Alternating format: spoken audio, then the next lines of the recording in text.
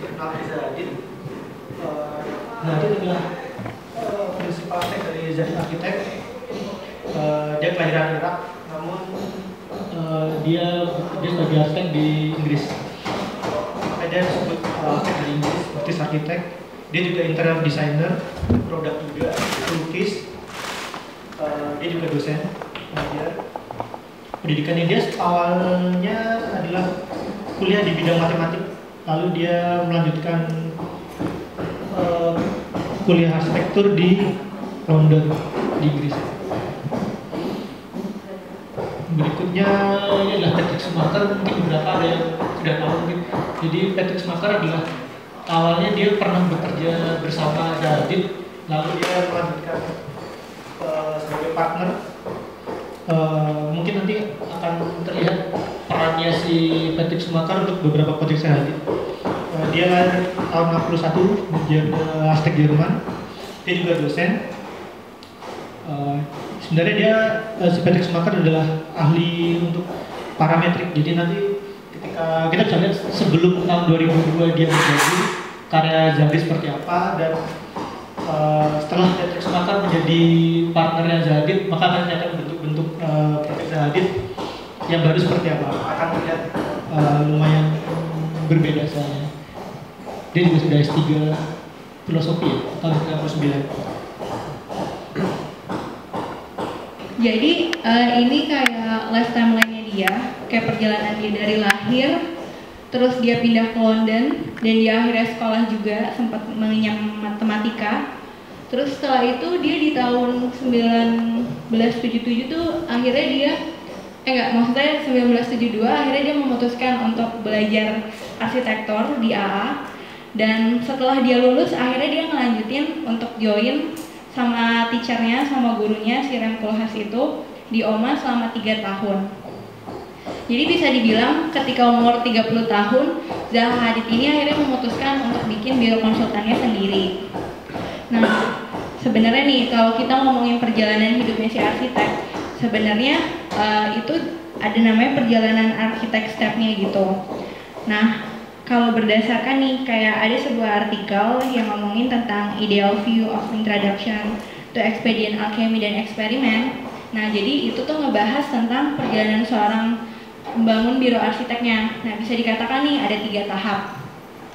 Yang pertama itu expedient. Expedient itu masa dimana si arsitek ini kayak dia tuh dapat ilmu pengetahuannya, kayak background knowledge-nya. Nah, ini termasuk saat dia mengenyam pendidikan di universitasnya.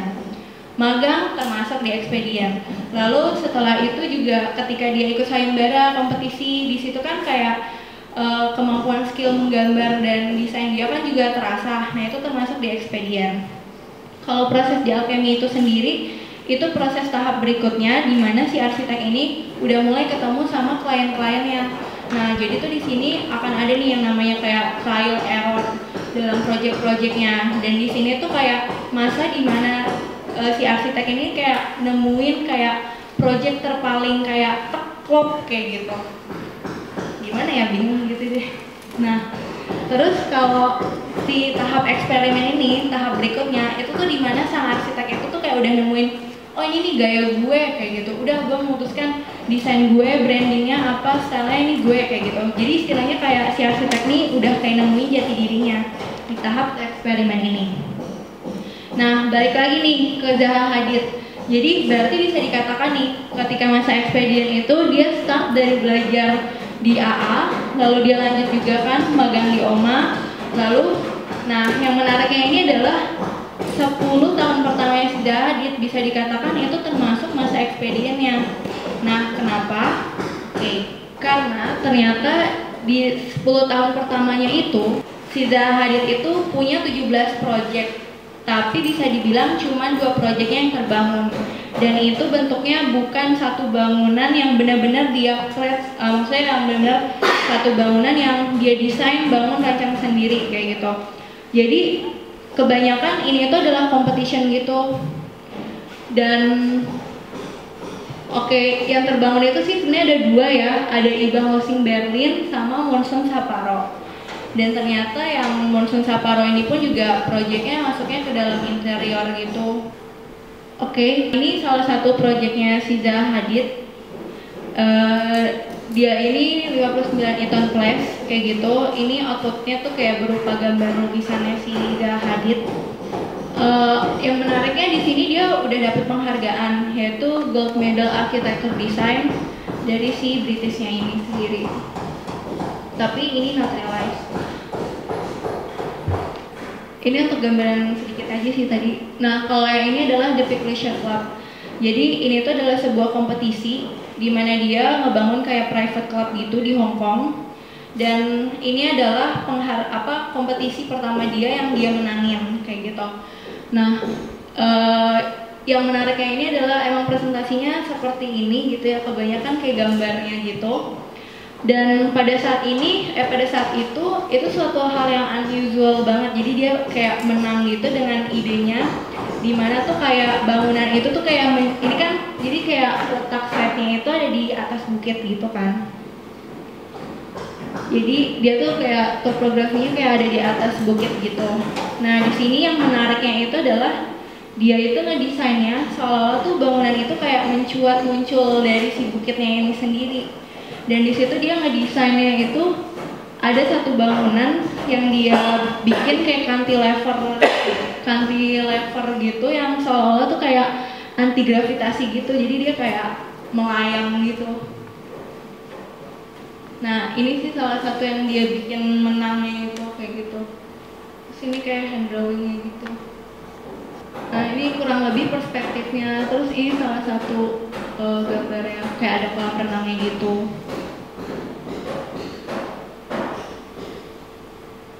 Nah beberapa gambar ini kebanyakan sumbernya itu dari web si Zaha Hadid itu sendiri, dari ZHA Architect. Nah kalau ini adalah gambar denah bangunannya. Jadi kayak bangunannya tuh terdiri dari beberapa layer gitu yang ditumpuk, tapi tuh gak secara kayak merata gitu. Jadi kayak ada yang melenceng kemana kayak gitu. Terus ada yang kayak ngebentuk cantilevernya itu sendiri. Oke, next. Nah pada dekade pertama ini juga si Zaha Hadid ini diundang ke exhibition bareng arsitek-arsitek yang lainnya yang dianggap karyanya itu lebih mengarah ke dekonstruktif arsitektur. Jadi bisa dibilang lah kalau di dekade pertamanya si Zaha Hadid ini berarti dia style lebih ke dekonstruktif ini. Oke, jadi ini dia nih arsitek-arsitek yang ikut di pameran itu. Mungkin beberapa teman-teman di sini udah ada yang kenal? Nggak terlalu kenal atau apa? Mungkin ada yang bisa nebak itu salah satunya siapa gitu? Yang pasti ada Zaha Hadidnya lah ya. Itu ada Frank Gehry juga, ada Rem Koolhaas juga, gitu.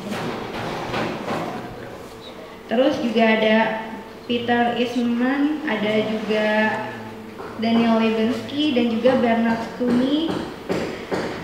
Nah ini diadain di Museum MoMA di New York. Oke, gimana sih karya-karya mereka pada saat itu? Kalau dibandingin karya-karya mereka itu ya seperti ini kayak gitu. Jadi yang dibilang dekonstruktif tuh ya bisa dibilang kayak geometris tapi agak abstrak gitu kali ya.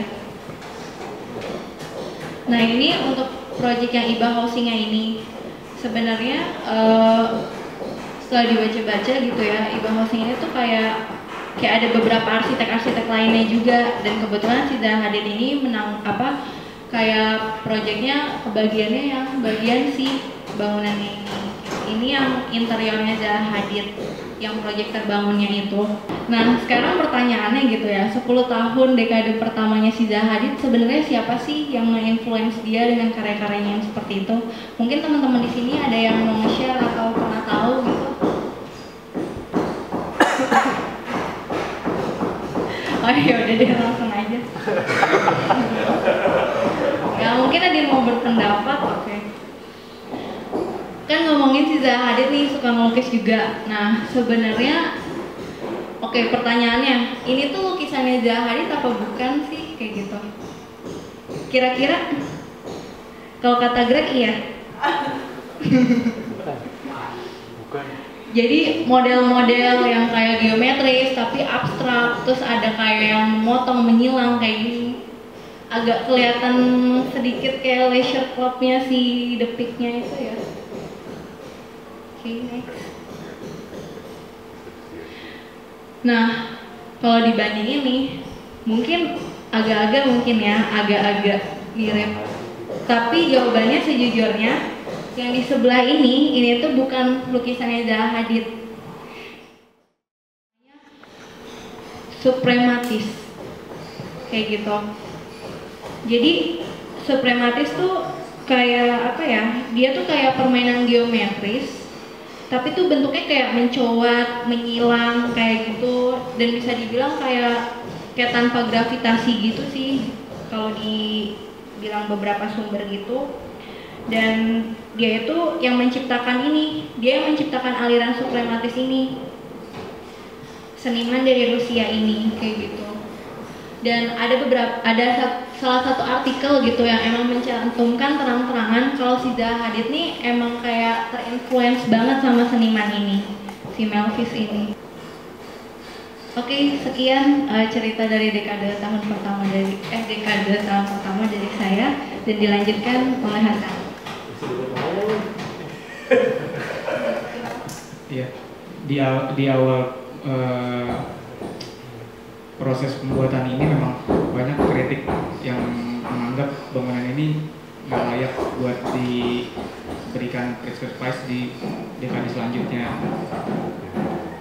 Kenapa? Mungkin karena Zaha Hadid sendiri kan seorang minoritas dari kaum wanita pada saat itu, dimana pada tahun itu juga wanita masih menjadi objectified dari kaum laki-laki. Bangunan tadi itu Petra Fire Station yang dikenal sekarang sebagai sebuah galeri. Ini kita perkenalannya. Petra Campus itu sebuah kampus yang banyak mencetak furniture interior produk desainer. Di sini kita bisa lihat beberapa bangunan yang dibangun.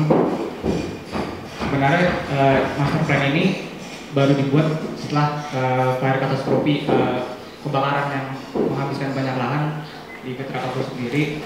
Nah, setelah kebakaran itu yang punya Petra Campusnya siapa namanya? Lembov ya.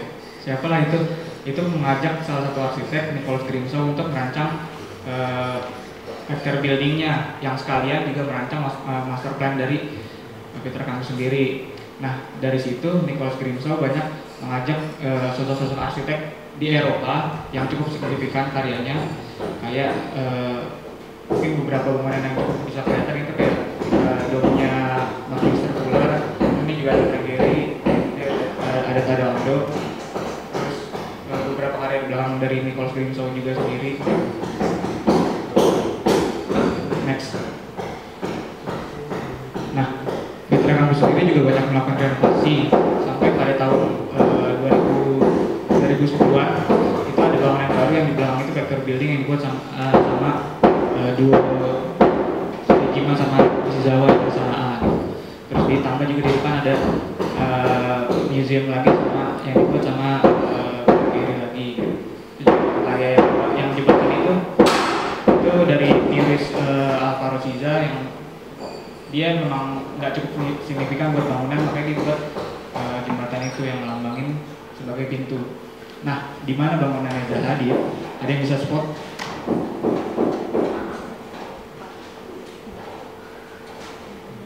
Yang Merah? Di mana ini? Ini keadaan loh.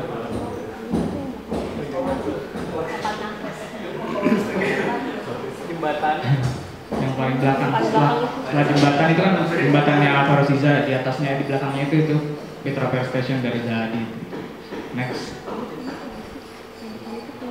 Tadi kan banyak disampaikan tentang manifesto dari painting sendiri yang banyak Zaha Hadid buat di awal tahun karirnya. Sampai di tahun pertama dia membuat bironya sendiri pun dia nggak pernah punya the project gitu. Semua mostly adalah painting dan interior design. Nah, ini juga salah satu konsep yang dibuat sama Zaha Hadid. Ini apa ya? Diagram yang dieksplor. Ini desain Petra Fire Station juga yang dieksplor gitu, tapi dengan manual painting gitu. Salut sih sebenarnya sama orang-orang dulu yang mau niat buat painting, oil painting lah dan sebagainya dengan manual gitu.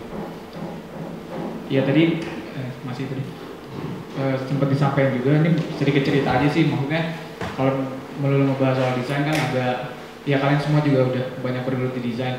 Ini cerita dibalik sama paintingnya ini, tadi kan jelasin banyak pengaruh sama Malevich itu yang dari Rusia. Memang pada tahun di awal dekade 20 itu kan avant-garde itu banyak berkembang. Kalau yang di Rusia itu lebih ke tadi yang suprematis kubisme, kalau di Eropa itu lebih ke dada, Duchamp dan lain-lain gitu. Nah, kebetulan di karya yang Petra Verstation ini masih banyak pengaruh dari Malevich sendiri. Nanti mungkin setelah ini ada karya yang dipengaruhi sama neo-dada dan sebagainya yang berkembang di Eropa lewat avant-garde-nya itu. Next. Ya, ini kritik yang pertama muncul dari Architectural Review yang ditulis sama John Winter. Dia menggambarkan bentuk dari Petra Verstation itu sebagai sebuah tumpukan papan yang tumpuk secara acak aja gitu. And rather beautiful heap, itu kayak tumpukan yang indah lah, dengan sedikit yang manis lah di belakangnya gitu. Dia kritik tapi tetap manis gitu. Ini ditulis dengan judul provokatif pyrotechnic gitu. Apa sih itu? Pyrotechnic artinya kayak letupan dari fireworks ya, maksudnya yang sebuah letupan yang kalau digambarin sama Zahadita sendiri, it's a frozen movement gitu. Letupan yang terbekukan gitu. Nah, bisa dilihat sendiri dari gambar-gambarnya. Itu memang sekilas dilihat powerful energi yang mobilitas dari gambar itu keluar banget, tapi dalam satu sisi it's frozen gitu. Itu diam.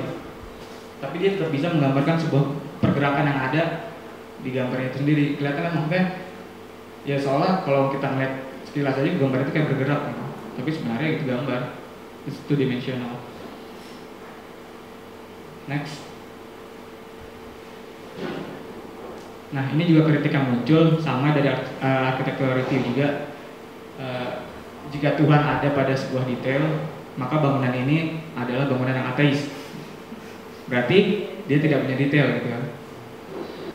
Masih sama dari mostly kritik yang cukup signifikan di Petra Verstation ini memang kritiknya John Winter ya, karena itu benar-benar in time banget. Maksudnya ketika tahun 93 diresmikan Petra Verstation ini, dia langsung ngeluarin kritik lewat majalah Architectural Review itu gitu.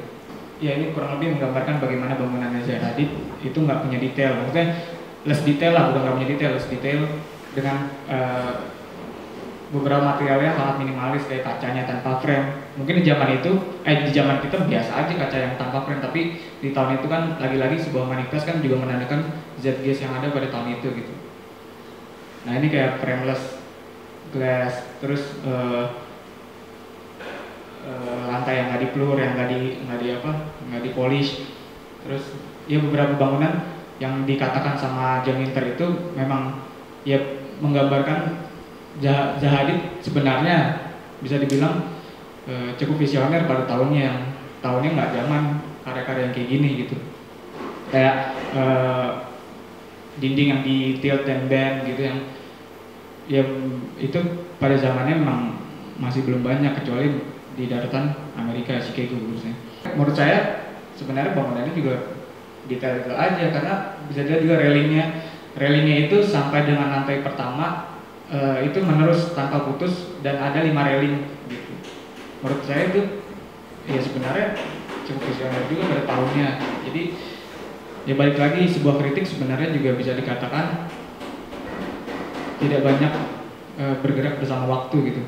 Maksudnya kritik bisa dikatakan berhenti pada waktu ketika dia mengeluarkan kritik sendiri, tapi nggak relevan lagi ketika kita angkat di tahun-tahun berikutnya. Ya, ini kalimat yang dikutip dari website Zahadid. Mungkin yang di-quote aja, kalau namanya Petra Verstation itu lebih defining space rather than occupying gitu. Maksudnya kalau kita lihat memang respon Zahadid terhadap tapaknya itu sendiri memang kalau dilihat secara master plan tadi nggak cukup signifikan, dalam artian bangunannya agak aneh dengan tapak yang seperti itu gitu. Tapi balik lagi dia dengan tegas mengatakan bahwa dia defining space gitu. Dia menjelaskan sebuah space itu. Jadi kalau dilihat, saya nggak ada foto masterplan, kalau dilihat itu dia sangat berjalan bersama dengan landscape yang ada sebenarnya, bukan gimana jelasinnya ya, kurang lebih begitulah, dividing space rather than occupying. Setuju ya sini ya. Ini mungkin terakhir dari Zahadid, ini proses pergantian program ruang dari Fitra Fire Station. Katanya ada yang bilang Fitra Fire Station berubah dari tempat naruh truk pemadam kebakaran sampai jadi sebuah art gallery gitu. Karena katanya programnya jelek, ruangnya nggak mencukupi. Padahal di situ jelas ada gambarnya, di situ ada truk pemadam, mungkin nggak terbaca. Di dalam situ ada truk pemadam kebakaran yang bisa masuk gitu. Anehnya memang orang-orang ya dimana aja kritik kali ya pada zaman itu. Padahal jelasin juga, ternyata si John Winter pun di akhir artikelnya juga mengatakan bahwa ya sebenarnya ini memang bukan bangunan yang signifikan dengan program ruangnya, tapi memang ini bangunan yang heroik gitu. Maksudnya pada zaman itu orang nggak ada yang nyangka bisa bikin fire station seperti itulah. Ya tadi balik lagi, seorang seorang yang kritik bangunannya akhirnya juga bisa mengeluarkan kata-kata yang manis di akhir kritiknya gitu, untuk si Zahadid sendiri. Ini bangunan selanjutnya di tahun dekade kedua juga, meski declare-nya di tahun 2003 di dekade ketiga berarti, tapi memulai proses desainnya dari dekade kedua gitu. Ini Rosenthal Center for Contemporary Art, ini yang dibuat sama Louis and Richard, pasangan yang cukup berdedikasi untuk social and culture di daerah sana. Makanya dia dengan senang hati meminta Zahadid buat membuatkan bangunannya untuk kepentingan social and culture sekitar gitu. Ya, ini juga seperti biasa, saya sebenarnya juga cukup mengagumi karya-karyanya karena tadi semua dibuat dengan manual gitu. Dalam artian it's a process sih sebenarnya. Maksudnya ya saya pribadi sangat mengapresiasi apa yang dilakukan dengan paintingnya sih. Ya ini lagi-lagi saya angkat kritik dari orang-orang yang melihat karya Zahadid gitu. Oh ini bukan kritik, ini lebih ke pujian yang tidak bertanggung jawab sebenarnya sih. The most important American building to be complete since the Cold War, itu sebenarnya tanya ya. Apakah benar? Jadi yang itu dikatakan sama seorang pejabat pejabat yang memang sangat senang ketika daerahnya dibangun sebuah art center ya di Rosenthal itu gitu. Nah makanya dia berani mengeluarkan kata-kata itu, tapi ternyata itu juga cukup disorot sama beberapa orang yang nanti dikritik lagi sama orang-orang itu gitu, tentang apakah benar itu bangunan yang cukup signifikan bisa dikatakan sebagai the most American building gitu. Nah ini yang tadi ngejelasin tentang ini kebetulan dirilis sama New York Times. Rosenthal itu sebenarnya sudah ada sejak tahun 39 gitu. Tapi ya tadi karena memang sumber dana dan manifestnya cuma dari dua pasangan itu sendiri.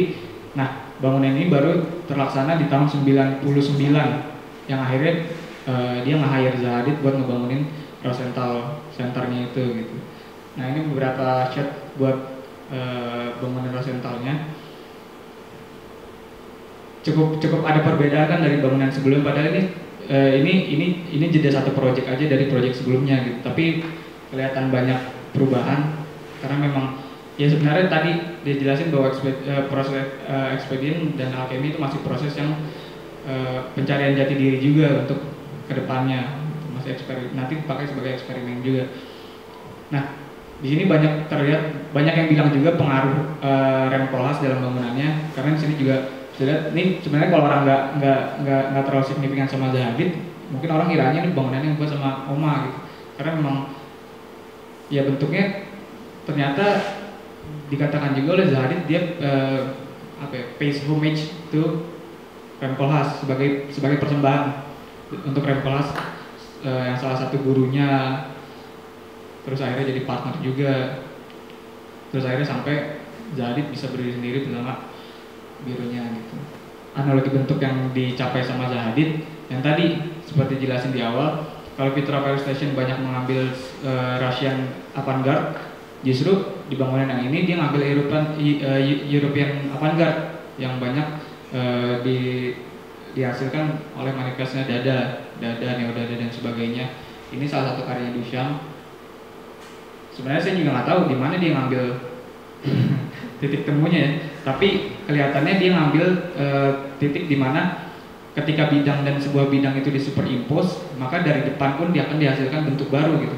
Nah ini sama kayak sebenarnya ada foto lagi, fotonya itu foto manusia yang turun tangga per tangga yang nanti bakal ditumpuk secara superimpose ya, ditiban gitu sama objek-objek setelahnya gitu. Jadi kalau dilihat dari depan kan akan menghasilkan bentuk baru yang saling apa ya, kayak diagram kan lah yang ada bentuk barunya gitu. Ya ini penjelasan dari tadi kenapa si Zahadid ngambil Duchamp, karya Duchamp. Di webnya Zahadid, ZHA juga dengan tegas menyatakan bahwa bangunan Rosenthal ini punya urban carpet konsep. Apa sih urban carpet? Next. Kurang lebih dijelasin bahwa bangunan ini seperti sebuah karpet yang dibentangkan dari pinggir jalan sampai ke dalam bangunannya. Jadi seolah-olah it's outside in and inside out gitu. Jadi ya nggak ada jarak antara nggak ada perbedaan level dari jalan sampai ke dalam bangunannya gitu. Itu konsep yang banyak ditekanin sama Zahadid untuk bangunan ini. Ini ada artikel juga yang ngebahas soal Zahadid. Sebelum masuk ke sini, tadi coba jelasin lagi sedikit bahwa lantai pertama itu digunakan sebagai lobby bangunan art center itu gitu. Nah dari lobby itu sampai ke pinggir jalan levelnya dibuat menurun, dalam artian nggak ada level yang bahasanya apa ya kerja nggak ada flush iya on grade iya jadi setara gitu ya. Setara. Nah dari situ dibuatlah konsep urban carpet ini yang bahasanya welcoming di passerby, orang-orang yang lewat di situ dia welcoming untuk bisa masuk karena jalan yang dia lewati sama dengan level level lantai yang di dalam bangunannya gitu. Mungkin tadi yang konsep yang paling jelas sih outside in and inside out gitu. Terus tadi artikel yang tadi ngebahas soal ternyata lantai 1 itu diganti dengan tidak bertanggung jawab oleh pengurusnya, manajer, bukan yang punya, manajer buildingnya gitu. Karena ternyata pada saat bangunan baru dibangun nggak banyak orang yang pengen masuk, soalnya kayak pilotis-pilotisnya masih terlihat kasar dan lantai-lantainya nggak dipolis juga gitu. Nah ternyata menurut mereka manajernya rancang ulang lobbynya lantai 1-nya itu tanpa sepengetahuan Zahadid sendiri gitu. Nah makanya itu banyak diangkat sama artikel soal ya sebuah desain itu kepemilikannya punya siapa sih? Apakah masih punya biro yang merancangnya atau sudah sepenuhnya milik sang manajer ya, yang punya bangunannya, owner ya. Ini sebelum renovasinya mungkin yang lantainya masih udah lumayan, tapi yang di bagian dinding yang melakukan itu kan kelihatan agak terurus mungkin dari pihak manajer ya. Nah akhirnya dengan sepihak next digantilah bangunannya dengan seperti ini. Sebenarnya kalau memang niatnya untuk memberdayakan seniman lokal, it's a good thing gitu. Maksudnya ya itu hal yang baik. Oh, udah bisa. Ya itu hal yang baik, tapi memang tadi pertanyaannya di situ, apakah sebuah desain sudah sepenuhnya menjadi milik owner setelah itu diresmikan atau tetap harus bertanggung jawab si desainer sebelumnya. Next. Terus itu lobbynya setelah direnovasi efeknya memang baik. Efeknya memang baik gitu. Tapi ya itu banyak menghabiskan dana sih katanya. Problemnya sih mungkin tadi bisa dibuka aja artikelnya nanti kalau memang penasaran. Ada arsiteknya di situ. Nah terakhir ini saya nggak banyak bikin slide-nya, mungkin cuma ini dong slide-nya. Karena menurut saya ini lagi-lagi karya yang berbeda dengan bentukan yang berbeda, tapi tidak terlalu signifikan karena Zahadid pun tidak meninggalkan manifest di bangunan ini gitu. Dia cuma menyampaikan di webnya bahwa bangunan ini adalah sebuah tower ski yang dibangun di atasnya dengan sebuah lobby yang juga bisa digunakan sebagai restoran gitu. Sampai di situ saja sebenarnya. Oke, terima kasih pengajaran Nadia.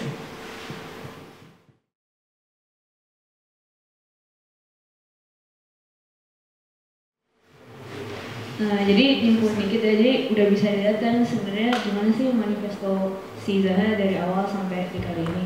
Kalau misalnya di awal kan kita bisa lihat dia masih eksperimen sama si dekonstruktivisme itu kan, gimana dia kayak nge-mecah semuanya, nge-fragment konsepnya dia, nge-fragment dari tektoniknya dia, gimana cara dia mengatur si geometrinya itu.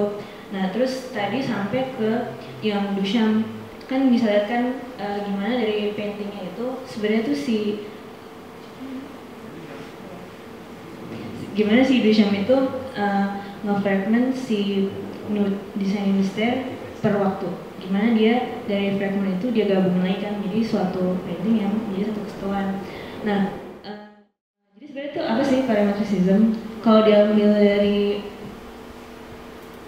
Patrick Schumacher yang publish di Architectural Design, jadi the style is rooted in digital animation techniques. Jadi konsep ini sangat terikat dengan digitalism dan munculnya teknologi baru yang dimana pada tahun 2000-an itu mulai muncul teknologi komputer kan. Nah, sebenarnya kasarnya sih si parametricism ini mulai ngelihat gimana hubungan network, bukan lagi ngelihat bidang ataupun geometris secara terpisah.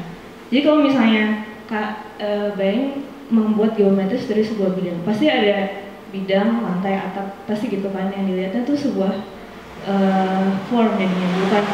Kalau misalnya kita lihat network, ketika kita mengedit networknya, yang tadi bidang dan lantai atau apapun itu bisa menjadi satu, bisa menciptakan kualitas yang berbeda kan.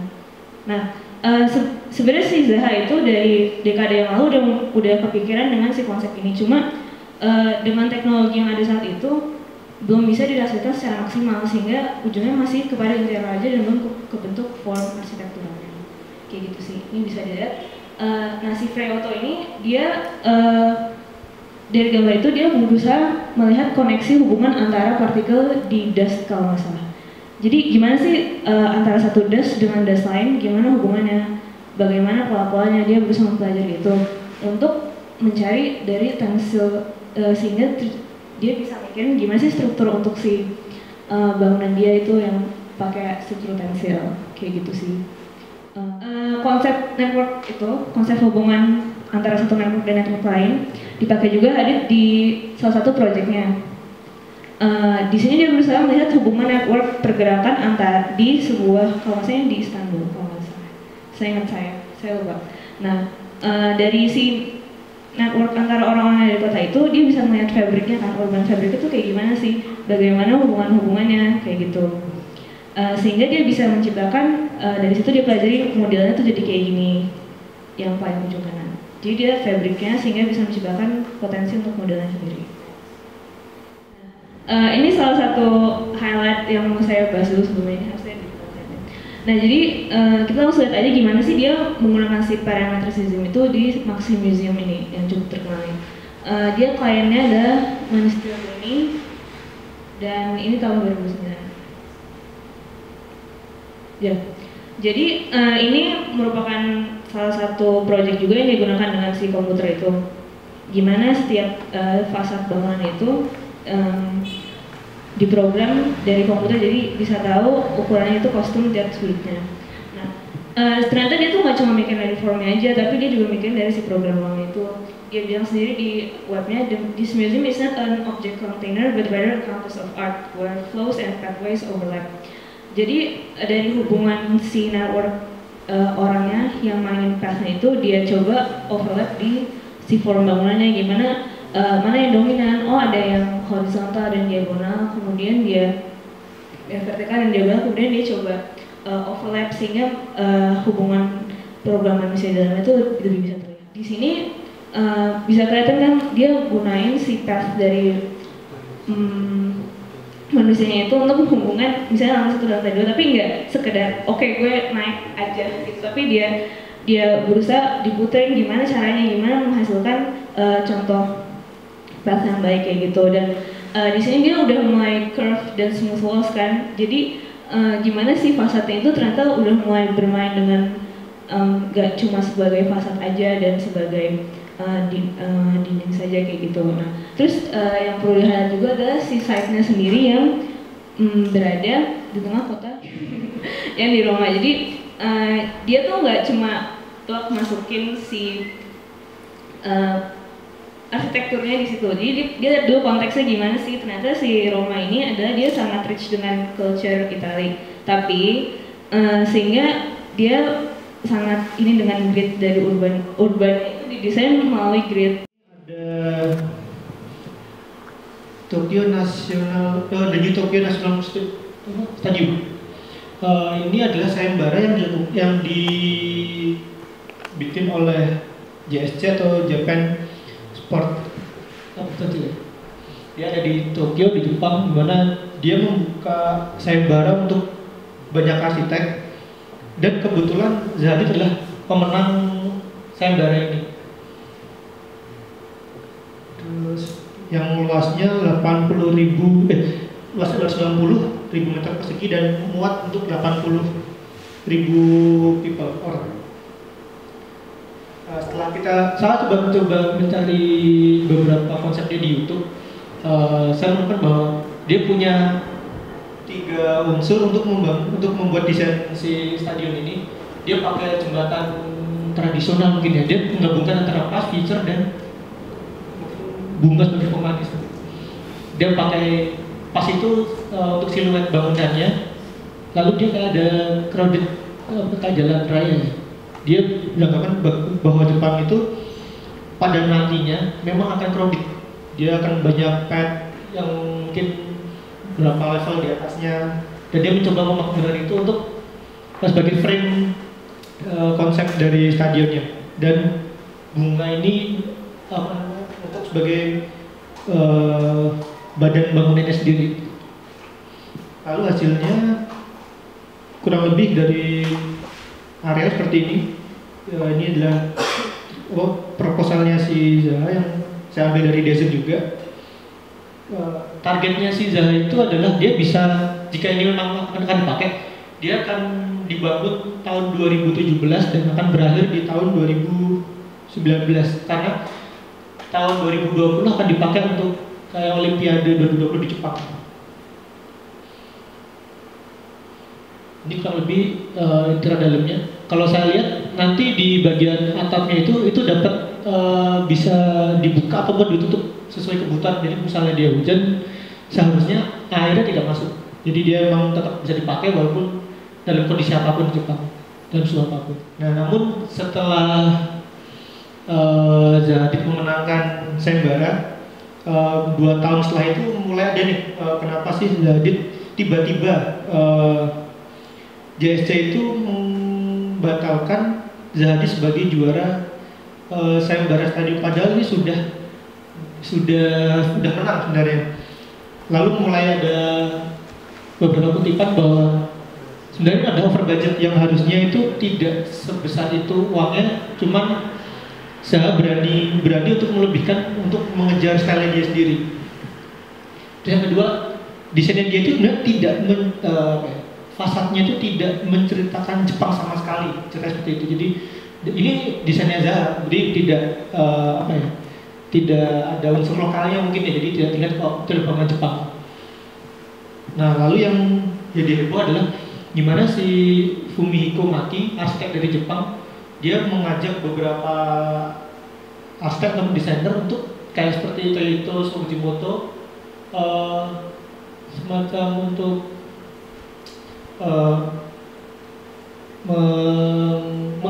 menghadang Zaha Hadid agar tidak menang dengan alasan yang mungkin terlalu besar. Kedua, over mungkin terlalu besar untuk daerah sekitarnya, dan daerahnya kan kecil-kecil sekitarnya, jadi dia bangunnya bener-bener terlalu besar di area yang sekitarnya tidak terlalu tinggi. Dan pada saat itu Zaha Hadid juga tidak mau menyerahkan hak ciptanya kepada JSC jika nanti misalnya desainnya dia akan ada perubahan.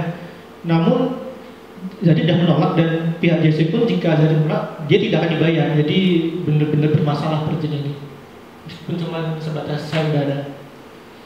Lalu setelah terdapat seperti ini, media mulai mencari-cari apa sih tanggapan dari seorang desainernya Zadid dan bagaimana respon Zadid terhadap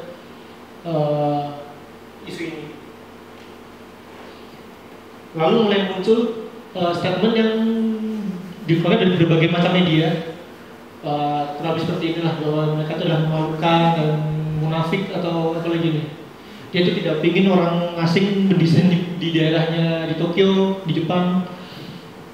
Padahal arsiteknya Jepang pun nggak masalah kalau dia menang di sayembara tempat lain ataupun dia kerja di tempat lain. Dan yang saya agak ini, si Patrick Schumacher mengatakan bahwa makin itu saya akan mengingat semua ini. Ini sayembara terakhirnya dia, saya gagal. Nah setelah itu muncullah desainnya Kuma. Kengo Kuma setelah si Zadid dinyatakan tidak jadi menang, lalu majulah desainnya Kuma dan Toyohito, dan Kengo Kuma adalah pemenang berikutnya. Jadi desainnya Zadid sudah benar-benar taat dan Kengo Kuma adalah pemenang. Dia menerapkan konsep bagaimana membuat stadion dengan material natural, yang mirip seperti kayu, kisi-kisi kayu untuk bentang sebesar itu. Mungkin tidak semuanya kayu, tapi dia punya elemen kayu untuk melihat bahwa meskipun dia mendesain sebuah stadion, tetap ada sisi naturalnya. Habis seperti itu. Ini untuk bagian interiornya, proposal dari si Kengo Kuma. Mungkin memang tidak seheboh desainnya Zadid, dan kapasitasnya pun tidak sebesar kapasitas Zadid yang tadi 80.000. Jadi berapa tadi?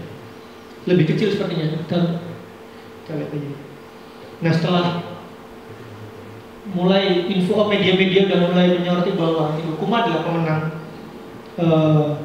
lalu kita mencoba mencari apa sih tanggapan Zadid terhadap desainnya Kuma setelah dia menang. Lalu mulai muncul bahwa Zadid mengklaim Kengo Kuma melakukan plagiat desain, di mana layoutnya itu dia berkata kalau itu adalah mirip dan tata-tatanya mirip-mirip oleh proposal yang pernah diajukan sama si Zadid di yang pertama. Lalu mulai ada semacam debat di media. Jadi ada media-media mulai mendatangi dan meliput, dan keluar statement-statement seperti ini. Jadi di mana si Kuma mengagumi desain Zadid, dan dia berkata di mana kalau kita mendesain di tempat yang sama, di lokasi yang sama, di track yang sama, jadi wajar dong kalau tidak ada kemiripan. Sedangkan Zadid berkata bahwa layout untuk program ruangnya bisa dibilang hampir mirip seperti itu. Dan di desain pun si Kuma tetap menolak bahwa dia telah melakukan plagiat desain. Ini yang sebagai perbandingan gimana tadi yang desain Zadid 80.000 pengunjung menjadi 68.000, sedangkan budgetnya bisa hampir setengahnya, dari 265,1 billion yen menjadi 149. Jadi dia benar-benar bisa mengepres dari segi cost juga, meskipun waktu pengerjaannya sama-sama berakhir di 2019. Oke, habis ini saya ada sedikit video bagaimana terjadinya tentang stadion ini sama tadi Museum Esmer.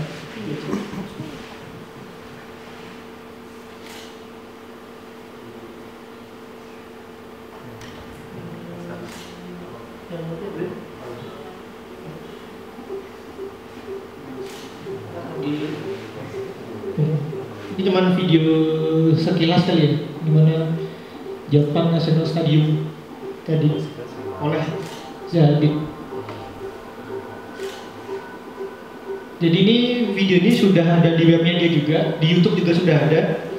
Jadi bisa dicek bagaimana Zahadid Architect berjuang untuk mendesain sebuah stadium yang walau akhirnya nanti tidak jadi menang juga.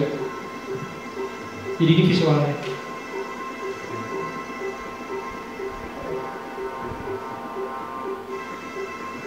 Kurang lebih seperti ini.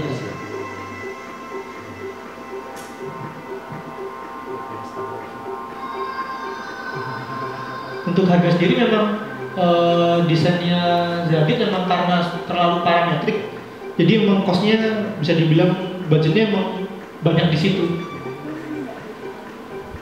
Ya walaupun dari segi keindahan juga menurut saya tetap bagus sih sebenarnya.